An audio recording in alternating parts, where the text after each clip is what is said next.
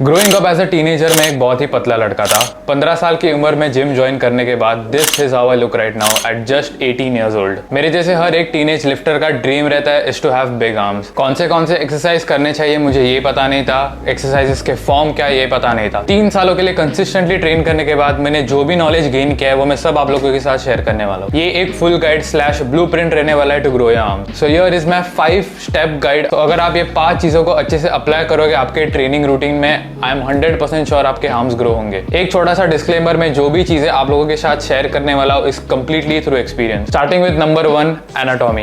पहले हम जान लेते हैं कि हमारे पूरे आर्म्स में कितने सारे मसल्स है। Starting with shoulders. Shoulders are divided into 3 parts, front delt, side delt और रेयर डेल्ट। शोल्डर्स के बाद आते हैं ट्राइसेप्स। ट्राइसेप्स के भी 3 पार्ट्स रहते हैं, शॉर्ट हेड, लॉन्ग हेड और मीडियर हेड। ट्राइसेप्स के बाद आते हैं बाइसेप्स। बाइसेप्स के भी 3 पार्ट्स रहते हैं, शॉर्ट हेड, लॉन्ग हेड और ब्रेकियालिस। और बाइसेप्स के बाद आते हैं forearms. Our second step is progressive overload and exercises. Progressive overload is basically आपको हर एक एक्सरसाइज में प्रोग्रेस करना है। अगर आपको एक एक्सरसाइज में 10 रैप आ रहे हैं तो आपको 10 के 11 करने हैं। This is called progressive overload. Progressive overload आप कैसे भी इंप्लीमेंट कर सकते हो, चाहे वो सेट्स में हो, चाहे वो आपके रेप्स में हो और चाहे वो आपके वेट में हो। जस्ट मेक श्योर कि आप प्रोग्रेस कर रहे हो हर एक एक्सरसाइज में। मैं एक्सरसाइजेस को बिल्कुल ओवर कॉम्प्लिकेट करता नहीं हूँ। शोल्डर्स की अगर बात की, शोल्डर्स के 3 हेड्स रहते हैं, सो मैं हर एक हेड के लिए सिर्फ एक एक्सरसाइज लगाता हूँ। फ्रंट डेल्ट के लिए शोल्डर प्रेस, साइड डेल्ट के लिए लैटरल रेस और रेयर डेल्ट के लिए reverse pack deck flies. Shoulders के मैं सिर्फ 3 ही एक्सरसाइज लगाता हूँ और मेरे हिसाब से 3 एक्सरसाइज आर इनफ। मैं बाइसेप्स के लिए 2 एक्सरसाइजेस और ट्राइसेप्स के लिए 2 एक्सरसाइज लगाता हूँ। जब मैंने एनाटॉमी की बात की थी मैंने कहा था कि ट्राइसेप्स के 3 पार्ट्स रहते हैं और बाइसेप्स के 3 पार्ट्स रहते हैं। अब ऐसा नहीं है कि आपको हर एक पार्ट के 2-2, 3-3 एक्सरसाइज करने हैं, ऐसा बिल्कुल नहीं है। एक सिंपल बाइसेप कर्ल में भी आपका पूरा बाइसेप ट्रेन होता है।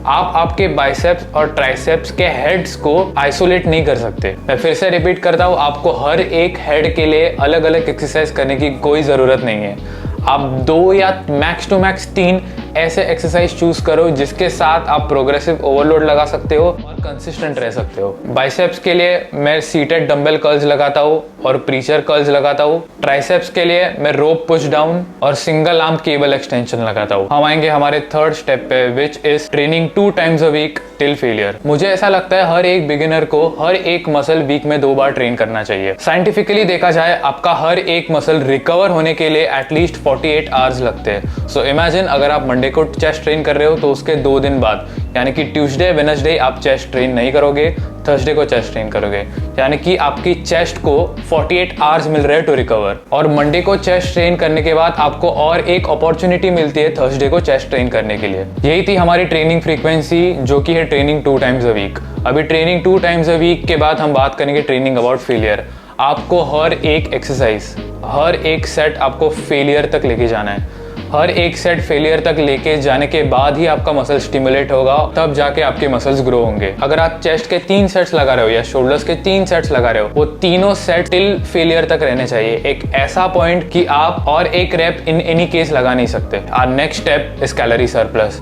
अगर लॉजिकली देखा जाए तो हर एक मसल ग्रो करने के लिए आपको अच्छा न्यूट्रिशन लगता है, which is basically calorie surplus. अब कैलोरी सरप्लस एक एक्स अमाउंट ऑफ कैलोरीज है जिसे आप कंज्यूम करके आपका वेट बढ़ेगा। आपकी बॉडी एक एक्स अमाउंट कैलोरीज पे वेट मेंटेन करती है। अगर आप उस कैलोरीज से ज्यादा खाओगे आपका वेट बढ़ेगा, उस एक्स अमाउंट कैलोरीज से कम खाओगे आपका वेट घटेगा। सो जस्ट मेक श्योर कि आप एक अच्छे अमाउंट में कैलोरीज कंज्यूम कर रहे हो और एक अच्छे अमाउंट में प्रोटीन खा रहे हो। और हाँ, ट्रेन करते वक्त एक चीज हमेशा ध्यान रखना कि आपको ईगो लिफ्टिंग बिल्कुल नहीं करनी है। आपको एक ऐसा वेट चूज करना है जिसे आप अच्छे से कंट्रोल कर सकते हो और अच्छे से रेप्स लगा सकते हो। अभी हम लोग ने एनाटॉमी की बात की, एक्सरसाइजेस की बात की, न्यूट्रिशन की बात की, ट्रेनिंग फ्रीक्वेंसी की बात की, फेलियर की बात की। अभी सबसे important tip which is sleep. अगर आपने ये 4 टिप्स अच्छे से फॉलो किए और अगर आपने स्लीप कंप्लीट नहीं की, सो वो 4 टिप्स फॉलो करने से आपका कुछ फायदा होने नहीं वाला है, क्योंकि स्लीप ही सारा गेम है। अगर आप अच्छे से 7 to 9 आवर्स, नहीं तो 6 to 9 आवर्स, जो भी कंफर्टेबल रेंज आपके लिए है, अगर आप उस रेंज में अच्छी सी एक हाई क्वालिटी स्लीप अचीव कर सकते हो, आप क्रेजी गेन्स बना सकते हो। सो यही था मेरा 5 step guide to grow your arms. आपको जो भी क्वेश्चंस है आप कमेंट्स में लिख सकते हो, मैं मेरे सारे कमेंट्स को रिप्लाई करता हूँ। आई होप ये वीडियो आप लोगों को पसंद आया होगा। Leave a like, share it with a friend और हम मिलेंगे नई वीडियो में।